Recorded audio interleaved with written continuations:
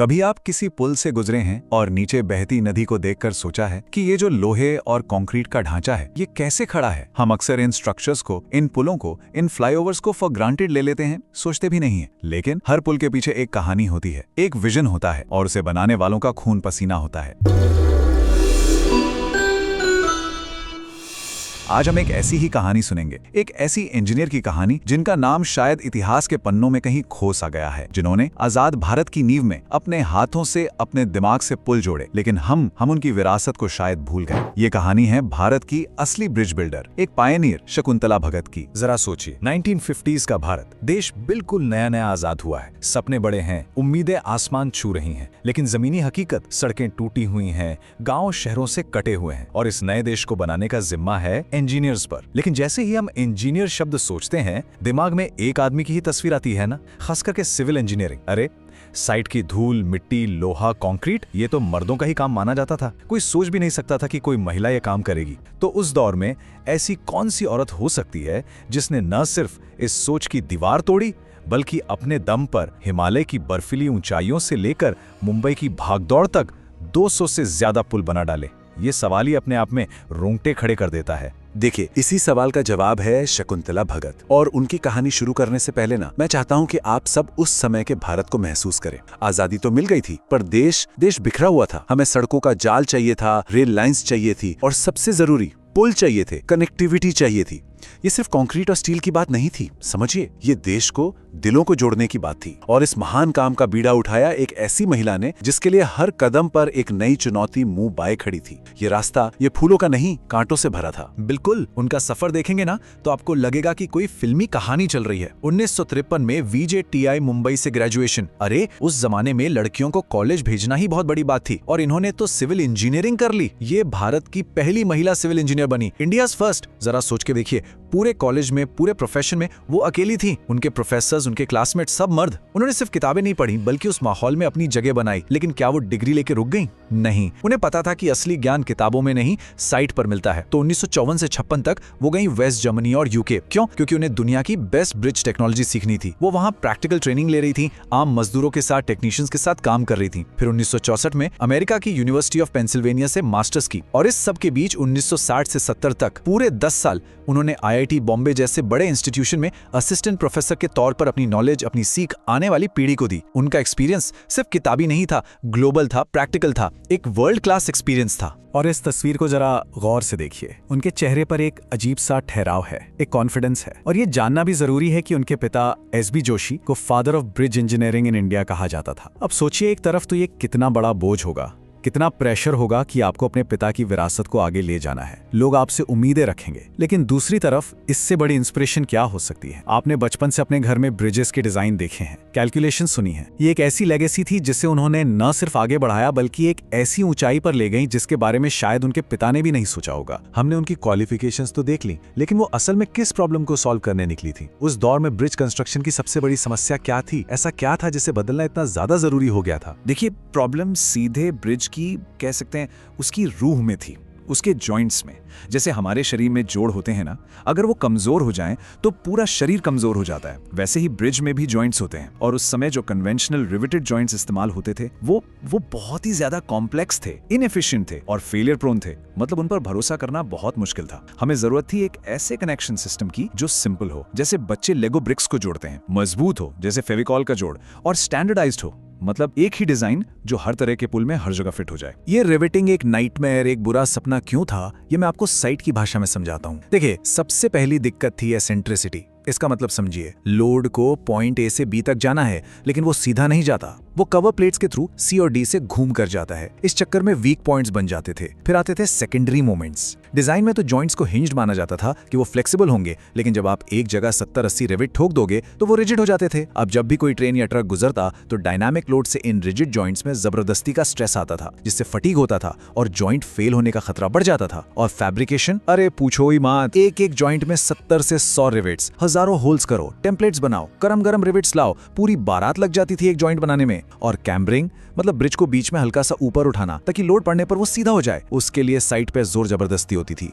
Mismatched holes में drifters नाम के टेपर्ड पिन हथौड़े से ठोके जाते थे, जिससे होल का आकार ही बिगड़ जाता था। और ये सब करने के बाद भी तसल्ली नहीं, एक पूरी आर्मी लगती थी ब्रिज इंस्पेक्टर्स की, जो हथौड़ा लेकर हर रिविट को ठोक ठोक कर चेक करते थे कि भाई लूज तो नहीं हुआ। ये पूरा सिस्टम ही बहुत अनरिलायबल और इनएफिशिएंट था। तो इन सब समस्याओं का समाधान क्या था? शकुंतला जी और उनके पति जो एक मैकेनिकल इंजीनियर थे, अनिरुद्ध एस भगत, ने इसका क्या हल निकाला? उनका हल नहीं था, वो एक क्रांति थी, एक छोटा सा डिवाइस, लेकिन इसने सब कुछ बदल दिया। और उस क्रांति का दिल था ये द यूनिशियर कनेक्टर। वो जितनी भी समस्याएं हमने अभी गिनी ना, एक्सेंट्रिसिटी, सेकेंडरी मोमेंट्स, फैब्रिकेशन, उन सब का एक ही एलिगेंट जवाब। इस एक छोटी सी चीज ने ब्रिज बनाने का पूरा तरीका, पूरी फिलॉसफी ही बदल कर रख दी। इसका जीनियस इसकी सिंप्लिसिटी में था।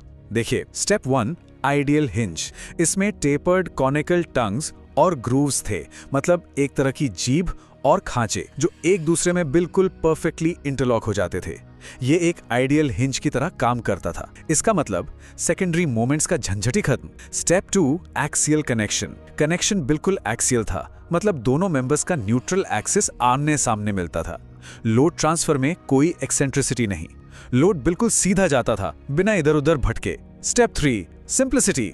अरे सिंप्लिसिटी तो ऐसी कि जहां पहले 70 से 100 रिविट्स लगते थे, वहां अब सिर्फ एक नट और बोल्ट लगता था इन दो आइडेंटिकल पार्ट्स को लॉक करने के लिए। सोचिए कितना टाइम और लेबर बच गया। Step 4, fatigue proof. इसकी गारंटी थी कि ये कम से कम 2 मिलियन साइकिल्स, मतलब 20 लाख बार लोडिंग अनलोडिंग झेल सकता है। सालों साल इसको कुछ नहीं होगा। और स्टेप 5, मास प्रोडक्शन। इसे फैक्ट्री में बड़े पैमाने पर बनाने के लिए डिजाइन किया गया था। एक बार बनाओ, स्टॉक में रखो और जब जरूरत पड़े साइट पर भेज दो। ओके, सो ये कनेक्टर तो आ गया, ब्रिलियंट, लेकिन इसको यूज कैसे किया?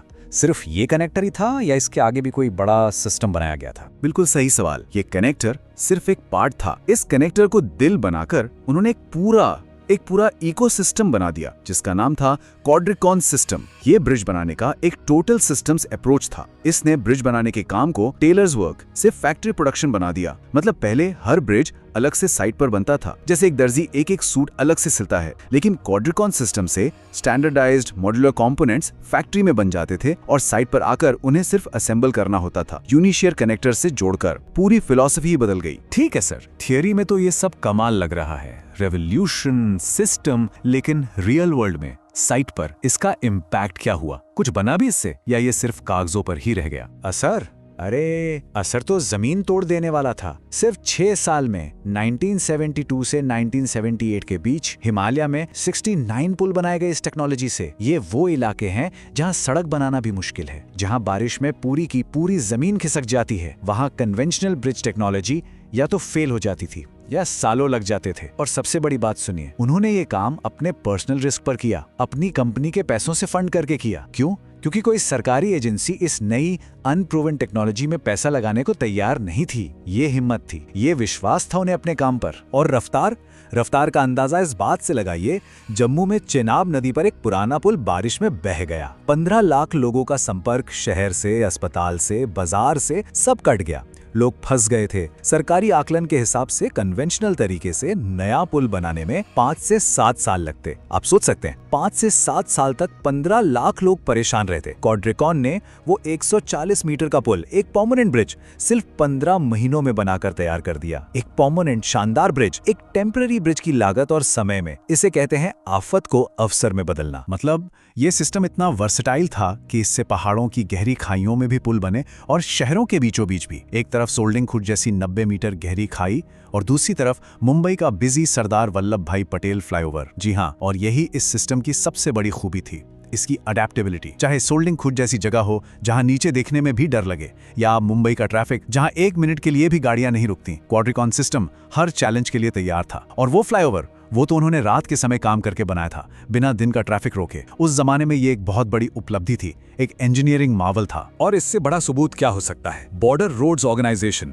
यानी DGBRO, ये वो लोग हैं जो देश के सबसे मुश्किल, सबसे स्ट्रेटेजिक इलाकों में सड़कें और पुल बनाते हैं, जहां आम कॉन्ट्रैक्टर जाने से भी डरते हैं। उन्होंने चाइना बॉर्डर पर बने एक क्वाड्रोकैन ब्रिज के पास ये साइन बोर्ड लगाया था। इस पे साफ साफ लिखा है, you are approaching the technologically best bridge of the year 2000। जब देश की सेना जो क्वालिटी और रिलायबिलिटी से कोई समझौता नहीं करती वो आपके काम पर इतना भरोसा जताए तो उससे बड़ा सम्मान एक इंजीनियर के लिए और क्या हो सकता है। चलिए इस पूरी बातचीत को अब आज के समय में लाते हैं। आज के जो यंग सिविल इंजीनियर्स हैं जो अभी अभी कॉलेज से निकले हैं वो शकुंतला भगत की लेगेसी से क्या सीख ले सकते हैं। देखिए उनकी कहानी सिर्फ इतिहास का एक पन्ना नहीं है, उनकी पूरी जिंदगी एक लेसन है, एक मास्टर क्लास है, खासकर आज के इंजीनियर्स के लिए जो अक्सर आसान रास्ते ढूंढते हैं, जो सिर्फ एक 9 to 5 जॉब करना चाहते हैं। उनसे क्या सीखना चाहिए, आइए इस पर गहराई से बात करते हैं। सबसे पहली सीख है असली प्रॉब्लम सॉल्व करो। वो नहीं जो टेक्स्ट बुक में है बल्कि वो जिसकी देश को जरूरत है। उनका इनोवेशन किसी एसी रूम में बैठकर नहीं बल्कि साइट की जरूरतों को देखकर पैदा हुआ। दूसरी सीख टोटल सिस्टम्स अप्रोच अपनाओ। सिर्फ एक बीम कॉलम डिजाइन मत करो, पूरे प्रोसेस के बारे में सोचो, डिजाइन से लेकर फैब्रिकेशन, ट्रांसपोर्ट और इरेक्शन तक। तीसरी कैलकुलेटेड रिस्क लेने से मत डरो। उन्होंने शुरुआती R&D अपने पैसों से की जब कोई उन पर भरोसा नहीं कर रहा था। चौथी अपना काम प्रूव करो। छोटे मोटे लैब मॉडल से कुछ नहीं होता। उन्होंने सीधे फुल स्केल प्रोजेक्ट्स लिए और टेक्नोलॉजी को जमीन पर असली दुनिया में साबित करके दिखाया। और आखिरी और सबसे हिम्मत वाली बात, परमिशन का इंतजार मत करो। उन्होंने कई बार पुल पहले बना दिए और अप्रूवल्स काम की क्वालिटी देखकर बाद में मिले। ये हिम्मत, ये कॉन्फिडेंस आज के इंजीनियर्स में होना चाहिए। लेकिन ये कॉन्फिडेंस, ये हिम्मत आएगी कहां से? ये आती है प्रैक्टिकल नॉलेज से। और आज की कड़वी सच्चाई ये है कि कॉलेज की डिग्री और ऑन-साइट रियलिटी के बीच की खाई, वो गैप पहले से कहीं ज्यादा बड़ा हो गया है। किताबों में जो पढ़ाया जाता है और साइट पर जो झेलना पड़ता है उसमें जमीन आसमान का फर्क है। आज के इंजीनियर्स को इस गैप को खुद भरना होगा, बिल्कुल वैसे ही जैसे शकुंतला जी ने जर्मनी और यूके जाकर प्रैक्टिकल ट्रेनिंग ली थी। सिर्फ डिग्री से काम नहीं चलेगा। अगर आप एक सिविल इंजीनियर हो तो आज का टाइम सिर्फ डिग्री से आगे बढ़ने का नहीं है। आपको साइट के रियल ट्रेनिंग चाहिए और ये काम सिविल गुरुजी जैसे प्लेटफॉर्म ही कर रहे हैं। ज्वाइन करो एक ऐसे प्रोग्राम को जो आपको जॉब रेडी बनाए। ज्यादा जानकारी के लिए 9111-001234 पर कॉल करें, क्योंकि असली इंजीनियर वही है जो साइट पर प्रॉब्लम सॉल्व कर सके, जो देश को आगे बढ़ा सके, शकुंतला भगत की तरह।